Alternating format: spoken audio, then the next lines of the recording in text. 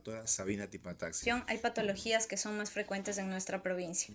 La tendencia de latino es ir a lo americano, incluso en alimentación, Sin ¿no? embargo, la diabetes es algo que día a día cobra vidas y a nadie le preocupa. Una de las principales para la resistencia a la insulina es la obesidad. Mucho que los deditos comiencen a volverse en garra. La diabetes también viene de la mano con el estrato social, Es digamos. mucho más barata el todo tipo de azúcares procesados. Pues no lo puedo creer, es diabética con su cola. Pone un injerto y se acabó el problema. Tanto lío porque al principio era un dolor de cabeza para mí. Pero usted tuvo que haberle hecho exámenes, sí, muy bien.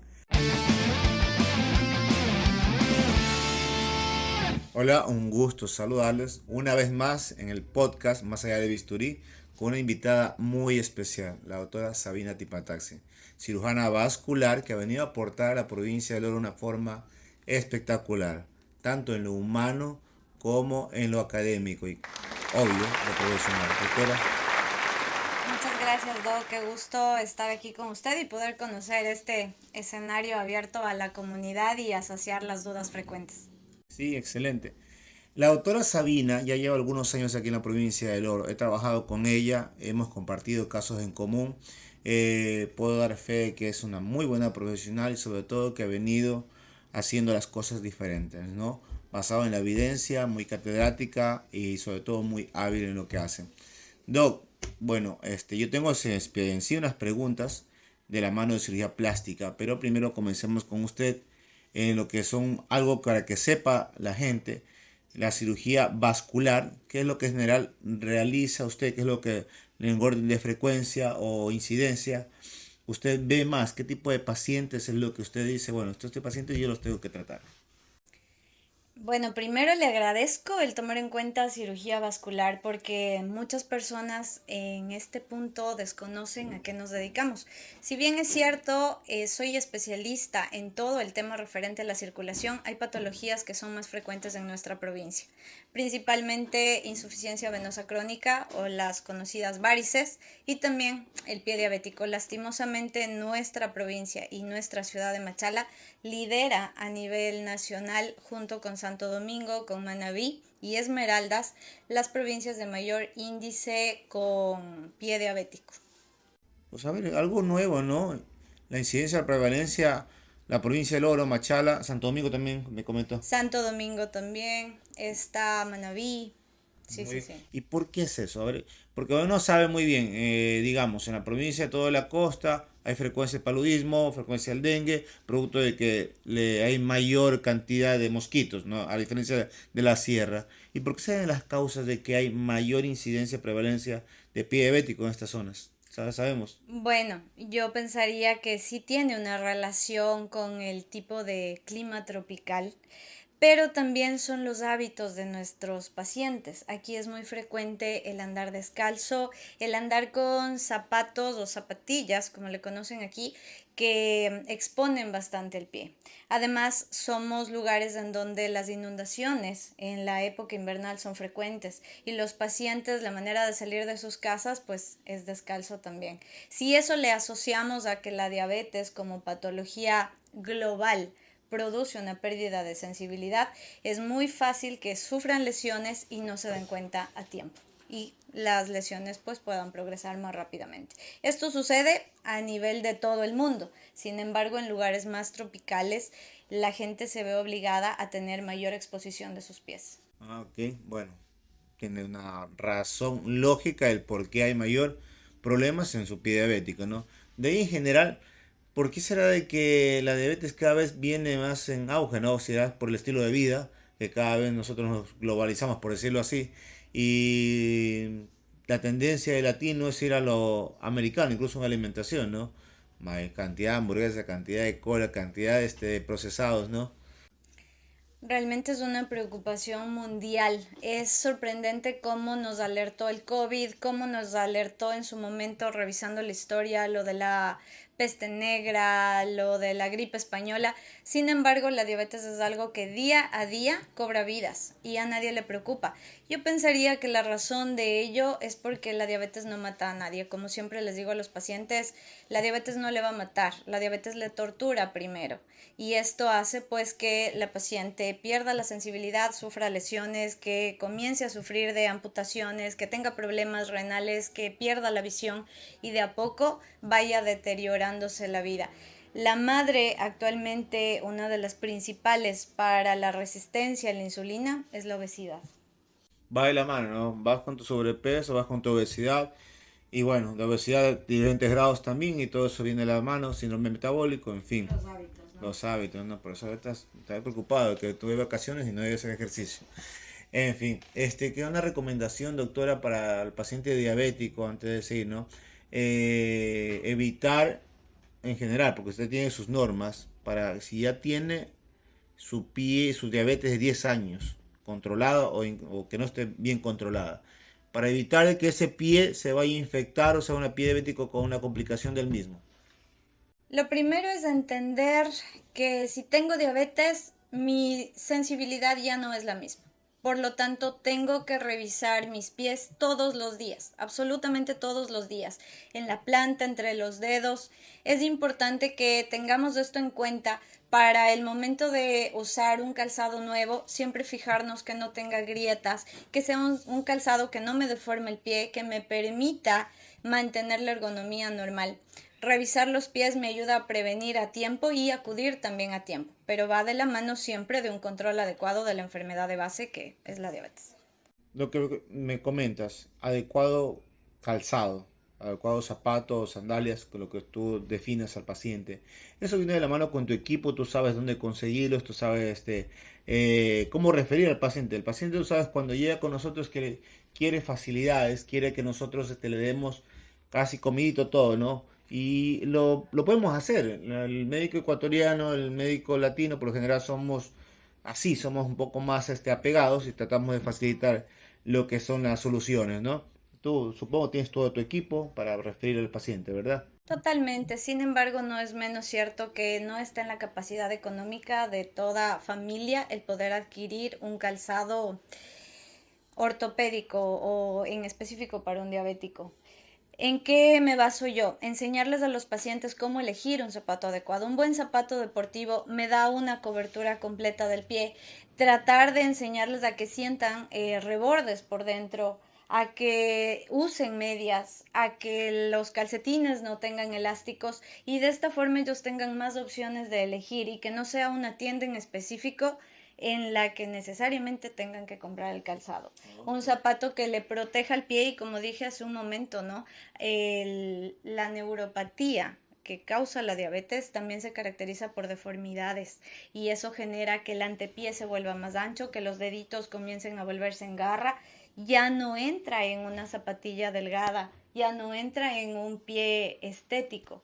Entonces, todas esas cosas hay que enseñarle al paciente a valorar. Si su pie es ancho, pues tratar de que el zapato no tenga punta para que no aumente la deformidad a nivel de los dedos, para que no me haga el alus o estos juanetes que llama la gente, que definitivamente lo que logran es poner en mayor exposición ciertas zonas de las articulaciones, haciendo más fácil una lesión.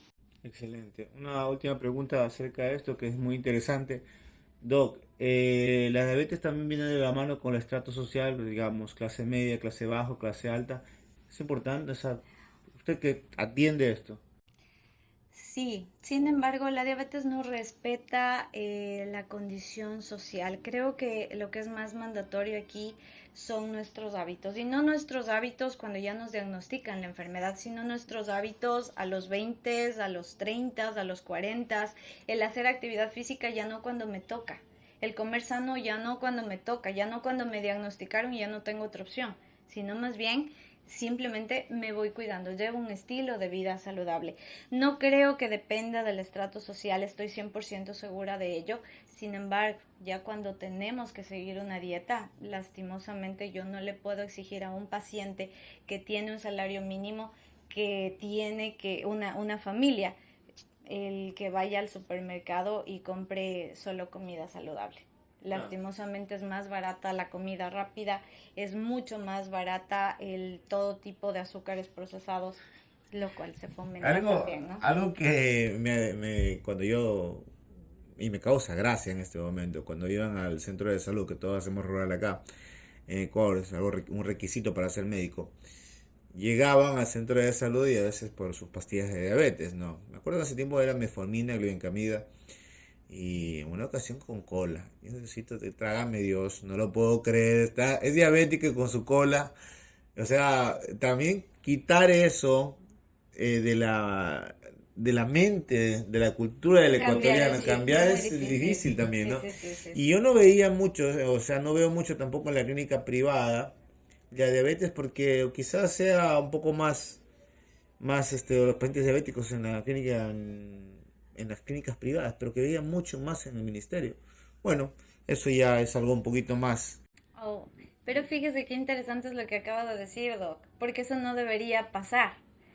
El manejo del pie diabético tiene que ser multidisciplinario y una de las piedras angulares ahí es la cirugía plástica. Lastimosamente tenemos la concepción de que tiene una herida en el pie y tiene que curarse con, valga la redundancia, curación, curación, curación, curación.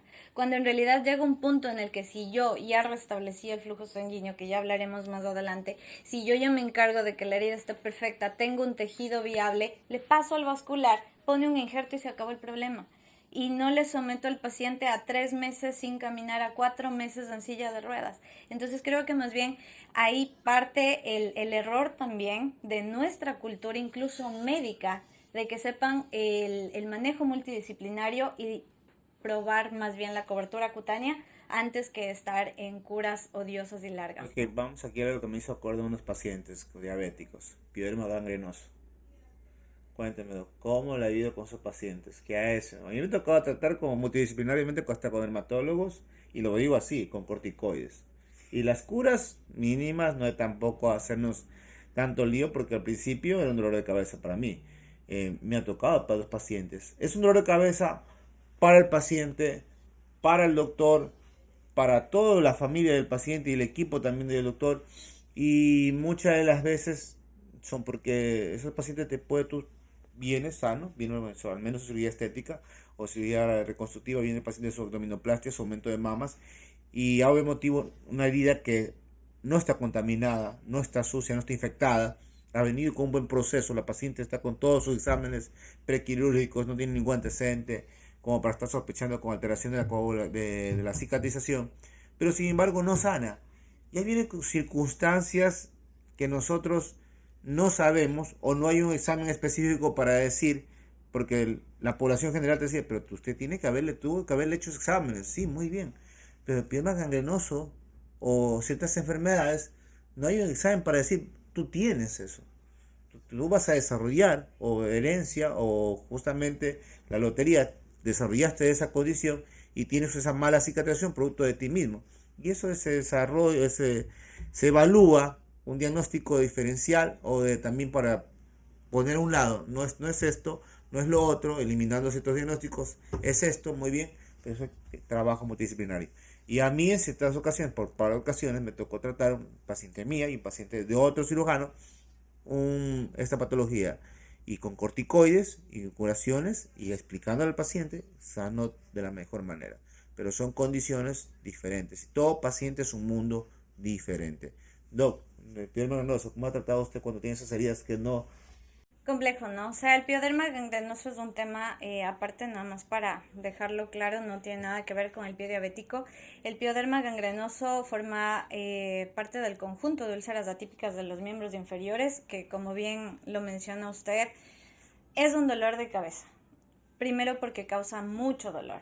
Hay ciertas características clínicas que nos ayudan a diferenciar una úlcera venosa de una úlcera arterial, de un pioderma gangrenoso o de una úlcera de Martorell, que son las hipertensivas. Pero lastimosamente no hay forma desde el inicio de saber con claridad si es que se trata con certeza de un pioderma o de una Martorell o de una calcifilaxia. Usted empieza a tratar, sabe la parte clínica, Empieza con sus curaciones. Lo que dice la normativa en manejo de úlceras es que si usted está curando al paciente durante 4 semanas, es un paciente que obedece sus indicaciones, usted pone la parte de la cura avanzada y no mejora, la indicación es una biopsia. Sin embargo, si estamos hablando de este tipo de úlceras atípicas, cuando usted toma una biopsia, se genera el síndrome de patergia, el fenómeno de patergia. ¿Qué significa? Que todo lo que yo intento limpiar, y peor aún, el lugar de donde saco la biopsia, se va a hacer más grande la lesión. Son lesiones muy dolorosas. Yo siempre manejo este tipo de eventos de la mano de reumatología y dermatología. No hay otra forma. Igual que las úlceras atróficas en pacientes con artritis reumatoidea, las vasculitis. Si no estoy de la mano del clínico para que controle la parte general, la parte basal, no sirve de nada por más que yo me encargue de poner las mejores curaciones ahí. Si no está controlada la enfermedad de base, no progresamos. Ahorita tengo una paciente con artritis reumatoidea, tiene una úlcera de 20 centímetros por 18 centímetros, llega a hueso, exposición de tendón, daño de tendón, y la paciente tiene de base artritis reumatoidea, que dejó de tratarse desde hace 2 años. Entonces, todo esto va de la mano de que le vea reumatología, que empiece con sus exámenes, con sus vacunas, con sus biológicos, con corticoide, y yo me encargo ahí sí de la úlcera. Pero mientras no tenga el control base, como en la úlcera hipertensiva de Martorell, si no está controlada la presión, no progresa. No progresa. Doc, continuando, porque es un tema muy amplio, lo que queremos es demasiado amplio, es un mundo diferente. A veces ponernos a ver con detalle todo eso, siempre va a haber casos y casos. Y un tratamiento difiere del otro tratamiento. En fin, Doc, en el ámbito estético, en cirugía vascular, que por ejemplo a mí me vienen pacientes, doctor, mi manera de pacientes, me toca referirlos o decirles no me corresponde a mí eso. Tengo estas varices, desde las famosas arañas vasculares, vienen para acá que les tratemos, a las famosas varices. Ahora, Doc, de manera, cuando usted de estos pacientes dice cirugía, lo podemos tratar con tratamiento de escleroterapia, no lo sé si usted lo hará, o lo podemos hacer con láser. Doctora, ¿qué piensa? ¿Cuál es la clasificación? Coméntenos acerca de eso. De las varices. Primero, estadísticamente, 1 de cada 2 personas a nivel mundial tiene algún grado de enfermedad venosa ¿En crónica. serio? ¿1 cada 2? Uno de Estamos cada 3. dos. O sea, déjame sí, revisar. y entre los dos, uno de los dos, y yo no tengo, así que de ley es usted. Tampoco tengo, hago ejercicio. Te tocó. De ley, 1 de cada 2 personas tiene algún grado de enfermedad venosa crónica. Esta enfermedad venosa va desde el tener pesadez, cansancio y mis piernas totalmente limpias. Luego aparecen las arañitas, que ya es de grado 1. Luego ya aparecen estas varices que son más gruesitas, como del grosor de mi dedo, que son estas venas notorias, las más tortuosas. Luego viene un C3, un grado 3, que ya implica que al paciente se le hinchen las piernas. Pero ¿cuándo se le hinchan las piernas? En la tarde y en la noche. La claudicación intermitente también presenta algunas, ¿no? La claudicación más bien es una patología más hacia lo arterial. Pero ¿no? Hace tiempo sí se le llamaba claudicación venosa a estos síntomas de pesadez, de cansancio de las piernas al final del día. Entonces el paciente dice, sí, me levanto con las piernas totalmente deshinchadas y del trajinar del día se me hinchan los tobillos en la noche. Ahí pienso en varices. Pero si el paciente dice, me despierto y las piernas están hinchadas, puede ser riñones, puede ser corazón, puede ser una infinidad de cosas, pero ya no pienso en varices, porque necesariamente la enfermedad venosa se caracteriza por esta insuficiencia del retorno que se recoge durante todo el día que el paciente pasa de pie o pasa sentado en posiciones prolongadas. Luego viene un estadio 4, que ya ignoré todos los otros estadios y ahora ya empezó a cambiar de color el tobillo, empezó a cambiar de color mi pierna. Ahí se asustan recién los pacientes y lastimosamente yo tengo pacientes que acuden por la parte estética por el color, pero en realidad ya omitimos el C0, C1, C2 y C3. Cambia de color la piel y ya es un preámbulo, porque C5 y C6 significa úlcera. Wow. El tratamiento depende obviamente del estadio en el que esté. En el 2023, que fue la última publicación de la guía para enfermedad venosa, nosotros recomendamos que todo paciente que tenga síntomas que muestren insuficiencia venosa, tiene que ser sometido a una ecografía Doppler venosa. Ok, en general, síntomas para una insuficiencia venosa, la mayor parte, ¿cuáles son, doctora? Cansancio, pesadez, hinchazón de las piernas al final del día, cambios de coloración, las venitas ya visibles. Muy bien. Con eso tenemos que tener en cuenta. Acudir al cirujano vascular que tiene que ver qué estadio se encuentra y mandar exámenes o un ecodoppler, como dice la doctora. Y de acuerdo a eso, el tratamiento a seguir. Ahora, porque cuando dicen, doctor, tengo unas varices y me van a hacer una saconectomía, ¿qué grado es ese, doctor? La insuficiencia venosa puede estar presente tanto de las venas tributarias, es decir, venitas secundarias. Esas, dependiendo del paciente, podrían tratarse solo con escleroterapia. Pero cuando la insuficiencia ya es de la vena safena mayor o de la safena menor, que es un tronco importante del sistema superficial, pues necesariamente es la cirugía. No se hace solo safenectomía. En la actualidad también hacemos cirugía mínimamente invasiva, sea láser o radiofrecuencia, que tiene una recuperación inmediata prácticamente, no hay cortes, no hay cicatrices, netamente es con la guía ecográfica, punción ecoguiada, introducción de una fibra y vamos quemando la vena no se la saca, permanece ahí, pero ya totalmente cerrada, como cauterizada, por así decirlo, ablacionada. El sistema venoso es muy importante para lo que son las válvulas venosas, para el retorno venoso, ¿no? Totalmente.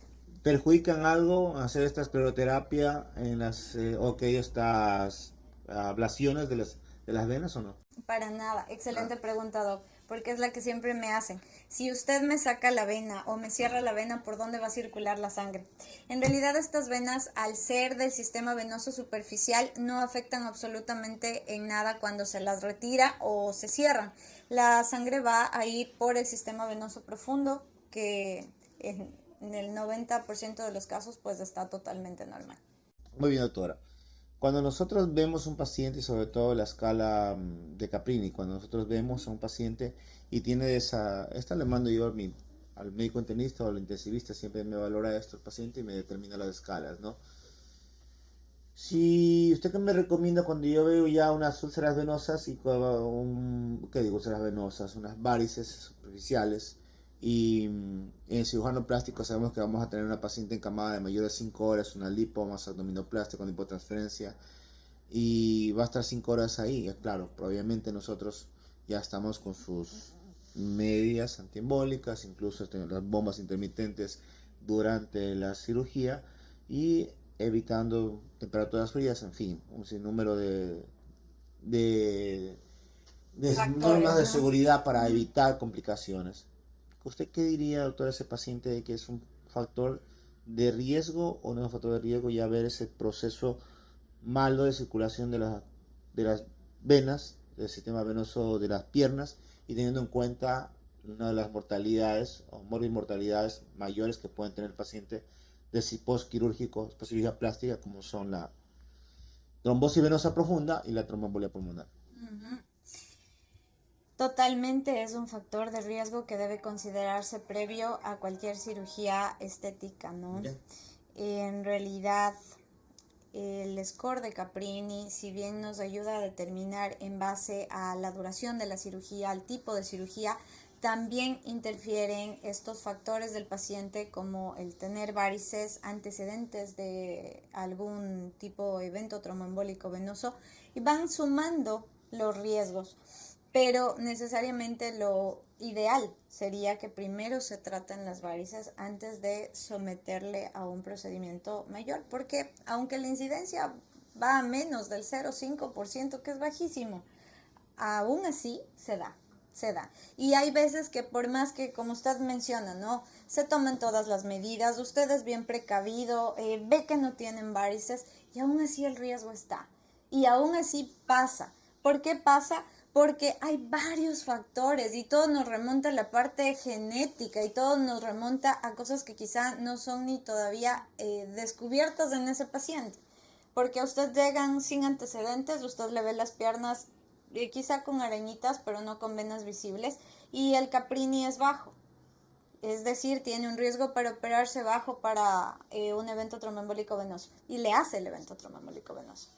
¿Por qué? Porque el paciente a veces también puede tener una predisposición para ello. Eso es importante también que la gente entienda, porque he tenido algunos casos, es importante que aclare aquí, no suyos, pero he tenido algunos casos que he manejado de trombosis venosa profunda aquí en la provincia, posteriores a una abdominoplastia, lipoabdominoplastia.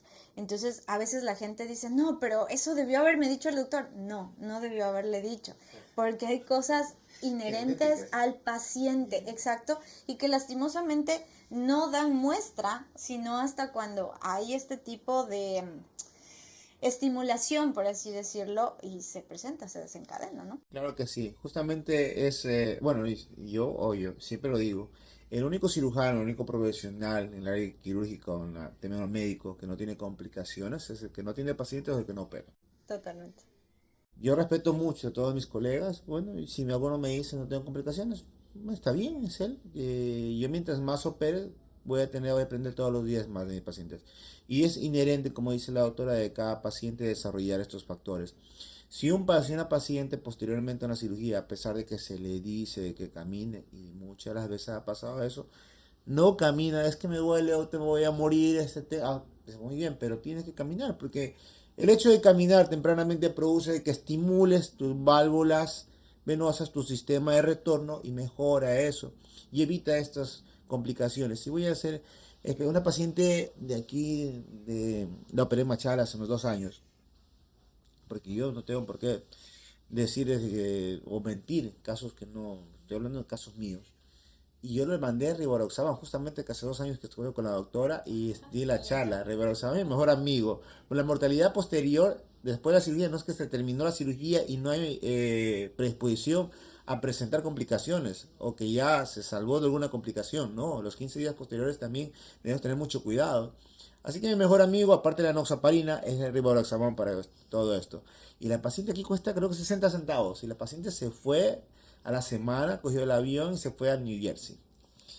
Allá presentó una gran equimosis, una baja hemoglobina y tuvieron que ingresar a cuidados intensivos. Digo, de viaje mayor de 6 horas, 7 horas con transbordo y todo.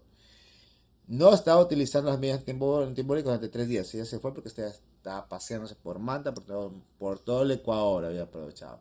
Dejó de tomar la medicación.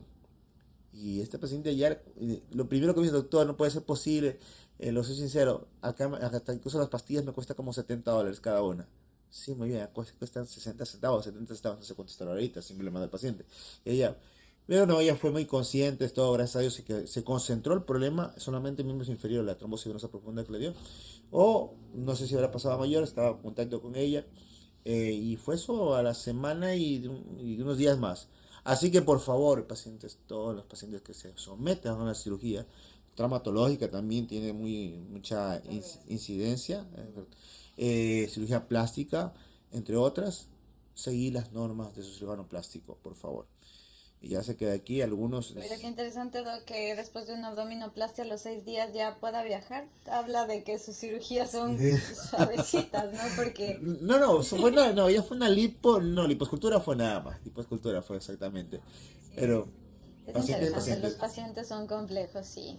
A veces también es que uno solo les da recomendaciones de lo que puede pasar y no nos toman como muy en serio lo que podría suceder, ¿no? Porque también esto del tema de la deambulación precoz es más importante de lo que uno pensaría.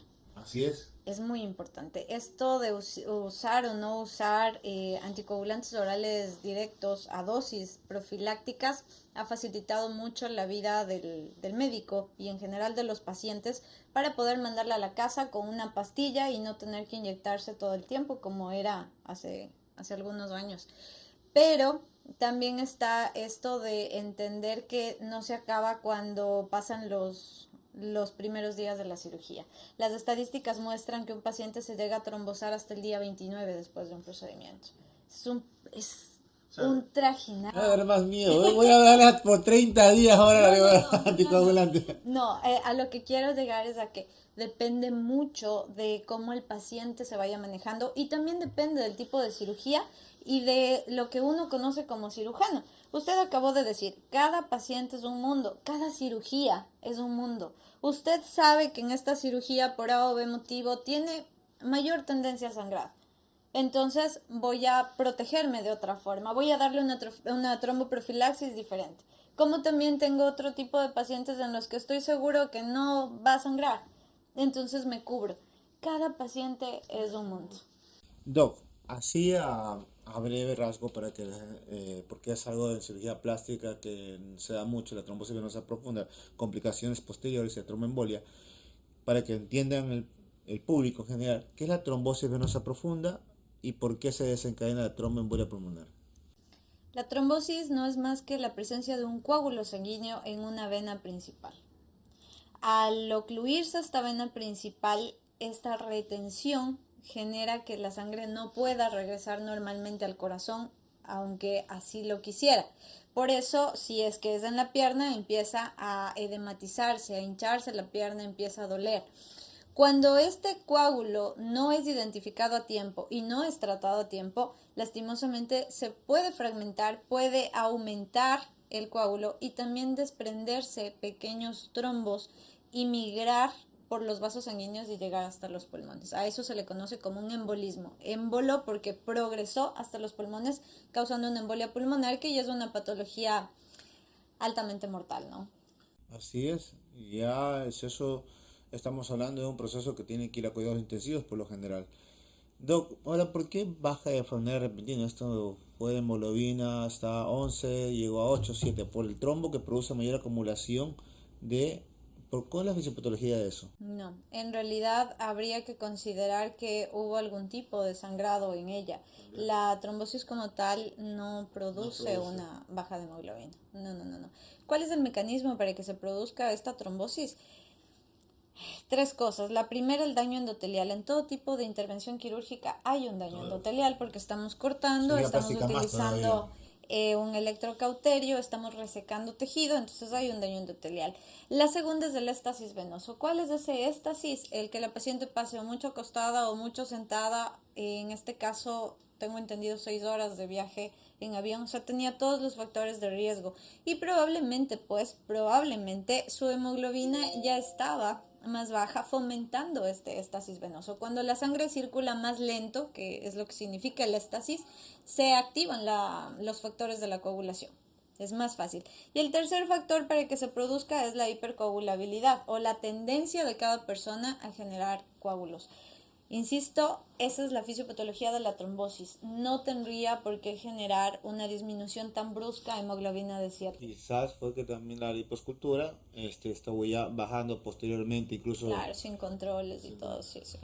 Una consulta, doctora, el COVID y la trombosis, cuénteme. La, la fisiopatología de la muerte por COVID es el daño endotelial. Y el daño endotelial causa que se expongan los factores de la coagulación. El factor de von Willebrand expuesto activa la cascada y esto es lo que genera una trombosis masiva, por así decirlo. Porque también hay una coagulopatía por el factor de Lobrin, creo que es. ¿Cómo se llama? De von Willebrand. Ay, ustedes lo conocen No, muy bien. claro, hay varias enfermedades en realidad, hay varias patologías por déficit de diferentes factores de la coagulación, algunos déficit, algunos en exceso, pero el COVID como tal, el efecto que producía es este daño endotelial para generar que se active la cascada. Ahora nosotros tenemos un protocolo en cirugía plástica. Paciente que tiene una reacción aguda o una infección aguda, esperamos ciertas semanas para poder hacer la cirugía. Debido a que tiene mayor riesgo, eso me explicaba el médico intensivista, de predisponer a procesos de coagulopatías. Totalmente, el proceso inflamatorio es la madre de quizá todas las enfermedades, ¿no? Claro. Doc, cuéntanos, bueno, ya estamos terminando, ha sido espectacular todo eso, sobre todo la población de la provincia, no solamente de aquí, de la provincia de Loreto, sino de todo Ecuador, para que tengan en mente a dónde acudir cuando tenga un problema, como sea ya diabetes establecido, un pie diabético, ya estoy se me está hinchando los pies, los miembros inferiores, a dónde acudir, qué tengo que hacer, o ya tengo una herida, ¿no? O qué está pasando, por qué no tengo una úlcera y no sana, qué está pasando, ¿no? Son un sinnúmero de situaciones diferentes y un sinnúmero también de trabajo e incluso equipo multidisciplinario. Bueno, doctora, ¿alguna recomendación más a que quiera decir? ¿Algo más al público? Dos cosas, al público y a los colegas médicos, médicos generales, médicos especialistas. Primero, entender que el tratamiento es multidisciplinario, tanto en pie diabético, en varices, en úlceras de miembros inferiores, es multidisciplinario. No depende de una sola persona, depende de un equipo completo, de un equipo complejo y de estudios complementarios, a fin de que los resultados se los vea prontamente y se mantengan en el tiempo. Y la segunda, para los pacientes, la diabetes nos respira todo el tiempo en la nuca. Si usted tiene diabetes, revísese los pies, y si no la tiene, pues empecemos a cambiar nuestros hábitos. Y por otro lado, la segunda patología frecuente que mencionaba aquí en la provincia son las varices. Desde el 2018, gracias a los estudios hechos por el American Heart Association, sabemos que las varices no son solo un problema estético. Todos los pacientes que tienen varices tienen mayor riesgo cardiovascular, así que si usted tiene varices, acuda y trátelas a tiempo. Ya me hizo, voy a revisar bien si yo no tengo. Yo no tengo, yo he sido siempre Cuando deportista. quiera le espero. Bueno, un fuerte abrazo con todos. Estoy muy contento en este Gracias. episodio más de Más allá del bisturí, con una charla magistral de la doctora Sabina.